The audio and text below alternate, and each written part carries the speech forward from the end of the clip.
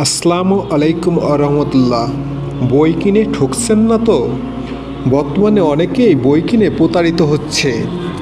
প্রশ্ন হলো কেমন করে?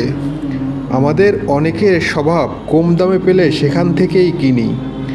একই মাছ দুরকম দামে বিক্রি হচ্ছে।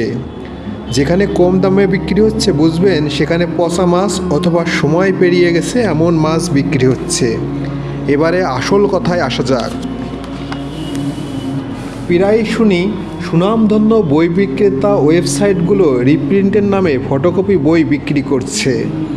অনেকে কম দামে কিনে ভাবছেন জিতে গেছি, আসলে প্রিন্ট আর ফটোকপি বইয়ের পার্থক্য 200 থেকে 500 টাকা হবে। ফটোকপি বই 2 থেকে 5 বছরের মধ্যে কালি উঠে যায় এবং বই সাদা হয়ে যায়। এখন মনে প্রশ্ন জাগছে, আসল বই কোথায় পাবো? আপনাদের একটি ওয়েবসাইটের নাম বলি, www.islamicbonik.com। আপনাকে ফটোকপি বই দিলেও তারা বলে দিবে, কারণ যার খুব প্রয়োজন তিনি কিন্তু ফটোকপি বই সংগ্রহ করে থাকেন। সেক্ষেত্রে বলে বিক্রি করাই ভালো।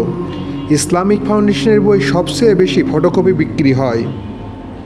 এখন প্রশ্ন করতে পারেন কোন বই ফটোকপি বেশি হয়েছে?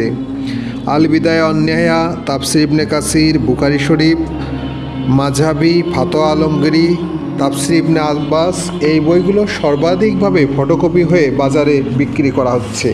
তাই আপনারা এখনই সচেতন হন এবং আমাদের যে স্ক্রিনে দেওয়া নাম্বার সেখানে ফোন দিয়ে অরিজিনাল বই সংগ্রহ করতে পারেন। ধন্যবাদ।